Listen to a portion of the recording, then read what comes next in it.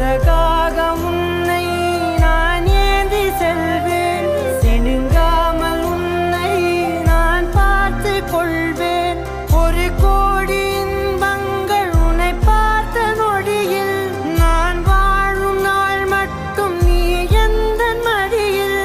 உன்னை ஈன்ற பொழுதிங்கு கடவுள் தன் முகம் பார்த்த பொழுது உன் பாதம் தொழுது.